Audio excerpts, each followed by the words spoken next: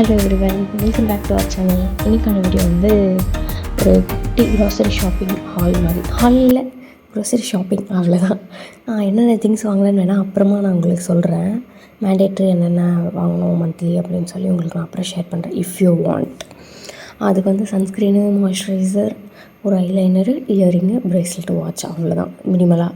Grocery ஷாப்பிங்க்கு போய் என்ன ready ஆகிட்டு போகிறது அப்படின்னு சொல்லி ஒரு லெகின்னு ஒரு டாப்பு போட்டு நல்லா கம்ஃபர்டபுளாக இருக்கணும். வேறு ரொம்ப தூரம் போகணும்ல, நிறைய திங்ஸ் வாங்க வேண்டியிருக்கும், நிறைய நேரம் டைம் ஸ்பெண்ட் பண்ண வேண்டியா இருக்கும். அதனால் நல்லா ரெடி ஆகிட்டு போயிட்டு அன்றைக்கி நல்லா வெயில் சரின்னு சொல்லிட்டு வேறு வழி இல்லை. இன்றைக்கி விட்டால் அப்புறம் நாள் தள்ளினே போயிட்டே இருக்கும். இன்றைக்கி வேண்டாம், நாளைக்கு அப்படி போயிட்டே இருக்கும். அதனால் சரி போகலாம் அப்படின்னு சொல்லிட்டு கிளம்பியாச்சு. நல்லா தான் இருந்தது வெதர். அன்றைக்கி ரிட்டர்ன் போகும்போது அவ்வளோதான், செம்ம வெயில். சரி அப்படின்னு சொல்லி போயாச்சு. போயிட்டு அப்புறம் கொஞ்சம் திங்ஸ் வாங்கணும். அது என்னென்ன அப்படின்னு சொல்லி நான் உங்களுக்கு பொறுமையாக காட்டுறேன். இந்த மரம் இருக்குல்ல, செம்மையாக இருந்தது பார்க்குறதுக்கு. கேமராவில் கொஞ்சம் கிளாரிட்டி கம்மியாக இருக்குது, பட் நேரில் பார்க்குறதுக்கு சூப்பராக இருந்தது. போயிட்டு ஃபஸ்ட்டு வந்து மளிகை கடைக்கு போயிட்டு அந்த லிஸ்ட் இருக்கும்ல, லிஸ்ட் அவங்ககிட்ட கொடுத்து அவங்களே பேக் பண்ணி எடுத்து வச்சுருவாங்க. அதை எடுத்து வச்சதுக்கப்புறம் நம்ம சிக்கக்காயும் வெந்தயமும் போயிட்டு அரைச்சிட்டு வந்துடலாம். இவங்க பேக் பண்ணுறதுக்கு லேட் ஆகும்ல மோஸ்ட்லி, அதுக்குள்ளே போயிட்டு அரைச்சிட்டு வந்துடலாம் அப்படின்னு சொல்லி நாங்கள் போயிருந்தோம். பக்கத்துலேயே இருக்குது, ஒரு ஸ்ட்ரீட் 2 ஸ்ட்ரீட் தள்ளி போனாலே இருக்கும். ஃபஸ்ட்டு அது மட்டும் பேக் பண்ணி வாங்கிட்டு எடுத்துகிட்டு போயிட்டு அங்கே போய் அரைச்சிட்டு வந்துடலாம் அப்படின்னு சொல்லி ஃபஸ்ட்டு போயிட்டு அரைக்கிறதுக்காக போயிட்டோம். வீட்டிலேயே அரைச்சி யூஸ் பண்ணுவோம்ல, அதுதான். இதில் நீங்கள் செம்பருத்தி அப்படி என்னென்னமோ போடுவாங்க, அப்போ எதுவுமே இல்லை. சரின்னு சொல்லி இது 2 மட்டும் போட்டு அரைச்சிக்கிட்டோம். வீட்டிலே யூஸ் பண்ணுறது பண்ணிக்கலாம் அப்படின்னு சொல்லிட்டு 1 kgக்கு 60 rupees என்னமோ சொன்னாங்கன்னு நினைக்கிறேன். கரெக்டாக 60 rupees தான் நினைக்கிறேன். 60 rupees 1 kg. இது அரைக்கிறதுக்கு மட்டும் கொஞ்சமாக வெந்தயம், கொஞ்சமாக சிக்கக்காய். இதோட ரேஷியோ வந்து ஒரு கேஜி சிக்கக்காய்க்கு 100 கிராம் வெந்தயம்னு நினைக்கிறேன். கரெக்டாக தெரில, நான் வேணால் கேட்டு சொல்கிறேன். உங்களுக்கு வேணும் அப்படின்னு சொன்னால் நீங்கள் கமெண்ட்ஸில் சொன்னால் நான் நெக்ஸ்ட் வீடியோஸில் கேட்டுட்டு என்ன ரேஷியோ அப்படின்னு சொல்லிடுறேன். வீட்டில் கேட்டு தான் சொல்கிறேன், எனக்கு தெரில கரெக்டாக. பட் எனக்கு இப்படி தான் ஞாபகம் இருக்குது, இப்படி தான் அந்த மாதிரி. சரின்னு சொல்லிட்டு ஃபஸ்ட்டு போயிருந்தோம்னா அந்த மளிகை கடையில் கம்பும் கேழ்வரகும் கேட்டோம். அது இல்லைன்னு சொல்லிட்டாங்க. சரின்னு சொல்லி அங்கேயே அரைக்கிறதுக்கு கொடுத்துட்டு பக்கத்தில் ஒரு கடை இருக்கும். சரின்னு சொல்லி அங்கே போய் இது 2 மட்டும் வாங்கிக்கலாம், மற்றதெல்லாம் இந்த கடையில் வாங்கிக்கலாம், லிஸ்ட் கொடுத்துட்டு வந்துடலாம், அந்த கடையில் வாங்கிக்கலாம்னு சொல்லிட்டு கம்பும் அதுவும் கேழ்வரகும் மட்டும் வாங்கிக்கிட்டோம். அது வாங்கிட்டு வந்து அரைச்சதை ரிட்டன் எடுத்துகிட்டு வந்துட்டு இந்த மளிகை கடையில் வந்து மற்ற திங்ஸ் எல்லாம் இருக்கும்ல, அதெல்லாம் எடுத்துகிட்டு வீட்டுக்கு கிளம்ப வேண்டியது. உங்களுக்கு என்னென்ன திங்ஸ் வாங்கணும் அப்படின்னு சொல்லி லிஸ்ட்டு வேணும்னா நீங்கள் சொல்லுங்கள், நான் நெக்ஸ்ட் வீடியோஸில் அப்லோட் பண்ணுறேன். அவ்வளோதான். சரின்னு சொல்லி ஒரு கேஃபேக்கு போயிருந்தோம். அங்கே வந்து எல்லாமே நல்லா இருந்தது. நாங்கள் சாப்பிட்ட எல்லாமே, அதோட மெனு நான் உங்களுக்கு ஷேர் பண்ணுறேன். அதுக்கு ப்ரைஸஸ் எல்லாம் நான் மறந்துட்டேன் ஆக்சுவலி. உங்களுக்கு வேணால் இதில் செக் அவுட் பண்ணி பார்த்துக்கோங்க. நல்லா இருந்தது. இந்த பிஸ்கெட் கூட நல்லா இருந்தது. ஃபஸ்ட்டு பிஸ்கெட் சாப்பிட்டுட்டு அப்புறம் என்னென்னமோ சாப்பிட்டோம். நல்லா இருந்தது அதோட ஆம்பியன்ஸ். ரொம்ப பெரிய கேஃபே இல்லை, குட்டியாக தான் இருந்தது, ஆனால் நல்லா இருந்தது பார்க்குறதுக்கு. வந்து பிஸ்கெட் சாப்பிட்டோம் ஃபஸ்ட்டு. அதுக்கப்புறம் நிறைய milk shake, KitKat milk shake, Oreo milk shake, chocolate milk shake, அப்புறம் வேறு ஏதோ ஒன்று சொன்னோம். அந்த மாதிரி மில்க் ஷேக்காக குடிச்சிட்டு இருந்தோம். பர்கர் ஒன்று சாப்பிட்டோம். அந்த மாதிரி நல்லா தான் இருந்தது. எல்லாமே நல்லா இருந்தது. இதுதான் நல்லா இருந்தது, அதுதான் நல்லா இருந்தது, அப்படி சொல்கிறதுக்கே இல்லை. எல்லாமே சூப்பராக இருந்தது.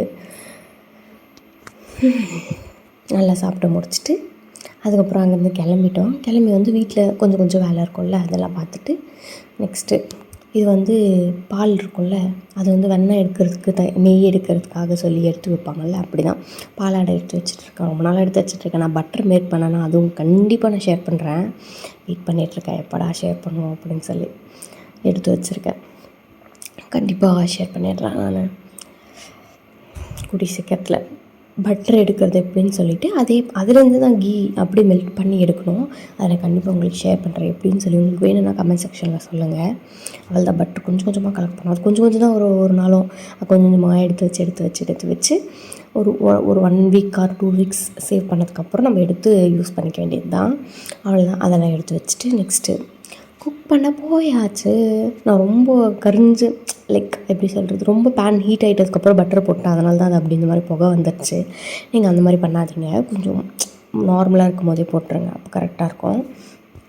போட்டுட்டு மைதா, க்ரீமி பாஸ்தா, இதோட ரெசிபி வந்து நான் ஆல்ரெடி ஷேர் பண்ணியிருக்கேன். உங்களுக்கு வேணும் போய் செக் அவுட் பண்ணி பாருங்கள். நான் ஆல்ரெடி தனியாகவே ஒரு வீடியோ போட்டிருக்கேன், நீங்கள் வேணுன்னா அதை போய் செக் அவுட் பண்ணி பாருங்கள். அதனால் இதில் டீட்டெயிலாக சொல்லலை. ஒரு முறை சொன்னால் தான் நல்லாயிருக்கும், நிறைய முறை சொன்னால் நல்லாயிருக்குமா? அதுவும் இல்லாமல் இது ரொம்ப லென்த்தியாக போய்ட்டுருக்கு இந்த வீடியோ. அதனால் சொல்லிட்டு நான் தனியாக ஷேர் பண்ணியிருக்கேன்.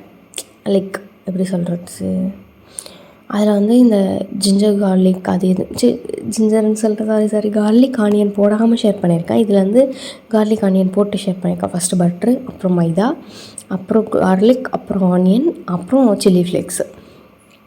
நல்லா இதெல்லாம் நல்லா பாயில் ஆகணும். ஆக்சுவலி அந்த ஆனியன் வந்து நல்லா குக் ஆகணும். அந்தளவுக்கு நீங்கள் வேணுன்னா இன்னும் கொஞ்சம் தண்ணி கூட ஆட் பண்ணிக்கலாம்.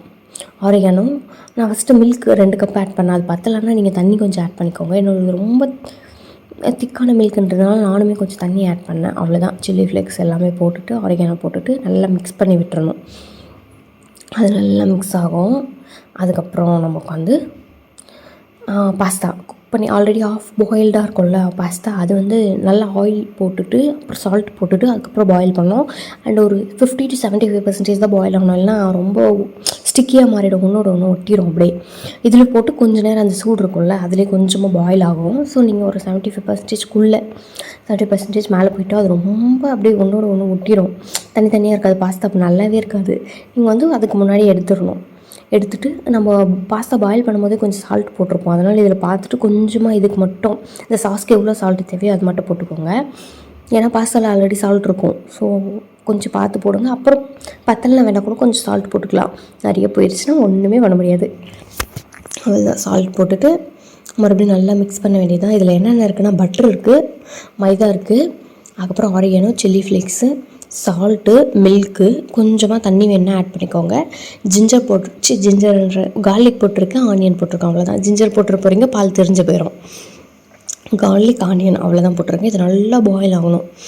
நல்லா சாஸ் வந்து கொஞ்சம் சாஸியாக எப்படி சொல்கிறது, கொஞ்சம் திக்காக திக் அப்படி எப்படி சொல்கிறதுன்னு எனக்கு தெரில கரெக்டாக. அந்த மாதிரி ஆனதுக்கப்புறம் நீங்கள் பாஸ்தா போட்டு நல்லா மிக்ஸ் பண்ணிட வேண்டியது தான். பாஸ்தா ஆல்ரெடி பாயில்டு ஆகிருக்குல்ல, அதனால் ரொம்ப பெருசாக எஃபர்ட் போட்டு இது பண்ணணும்னு அவசியம் இல்லை. கொஞ்சமாக இதுவானால் போதும். இது வந்து டைம் ஆக ஆக ரொம்ப திக்காயிரும். ஸோ கொஞ்சமாக க்ரீமியாக லைக் சாஸியாக இருக்கும் போதே ஆஃப் பண்ணிடுங்க. அண்டு லன்ச்க்கெல்லாம் எடுத்துகிட்டு போக முடியுமான்னு எனக்கு தெரில. உடனே சாப்பிட்டா நல்லாயிருக்கும். லைக் அப்படியே திக்காகாமல், இல்லைனா ரொம்ப ஒட்டி நல்லா இருக்காதுன்னு நினைக்கிறேன். நான் இதுவரையும் அப்படி சாப்பிடல. நம்ம செஞ்சது கொஞ்சம் அப்படிங்கிறதுனால நாங்கள் எல்லோரும் கொஞ்சம் கொஞ்சம் சாப்பிட்டுட்டோம். எங்களுக்கு எந்த ப்ராப்ளமும் இல்லை. உங்களுக்கு இன்கேஸ் லஞ்சுக்கெல்லாம் பேக் பண்ண போகிறீங்க அப்படின்னு சொன்னால் நீங்கள் வந்து முன்னாடியே எடுத்துருங்க. இது எப்படி இருக்கும் என்னென்னு எனக்கு தெரியல. நீங்கள் யாராச்சும் ட்ரை பண்ணியிருந்தால் கமெண்ட்ஸில் சொல்லுங்கள். அப்புறம் தான் அதுக்கப்புறம் சீஸ் போட்டுற வேண்டியது தான். உங்களுக்கு எவ்வளோ சீஸ் வேணுமோ அவ்வளோ ஆட் பண்ணிக்கலாம். உங்களுக்கு கம்மியாக வேணால் ஆட் பண்ணிக்கலாம், நிறைய வேணால் ஆட் பண்ணிக்கலாம். உங்களோட இஷ்டம் தான். சீஸ் எல்லாம் எல்லாமே உங்கள் இஷ்டம் தான். சில்லி ஃப்ளேக்ஸ் கூட உங்களுக்கு நல்லா ஸ்பைஸியாக கொஞ்சம் வேணும் அப்படின்னு சொன்னால் இன்னும் கொஞ்சம் போட்டுக்கோங்க. நான் ரொம்ப க்ரீமியாக வேணும்னா பால் மட்டுமே ஆட் பண்ணிக்கலாம், இது போடாமல், தண்ணி போடாமல். உங்களோட இஷ்டம் தான். உங்களுக்கு எப்படி வேணுமோ அப்படி அதை நீங்கள் சேஞ்ச் பண்ணி குக் பண்ணிக்கலாம். நான் இப்படி பண்ணேன் அப்படின்னு சொல்லி ஷேர் பண்ணுறேன். இதில் நீங்கள் நிறைய மாடிஃபிகேஷன்ஸ் பண்ணி உங்கள் இஷ்டத்துக்கு பண்ணிக்கலாம். இல்லை ஏதாச்சும் ஆட் பண்ணாமல் விட்டுறலாம், ஆட் பண்ணிக்கலாம், உங்கள் இஷ்டம் தான். அவ்வளோதான், ரெசிபி ரெடி. அவ்வளோதான் இன்றைக்கான வீடியோ. இன்னொரு வீடியோவில் வந்து உங்களுக்கு பண்ணுறேன். Tata bye, see you soon.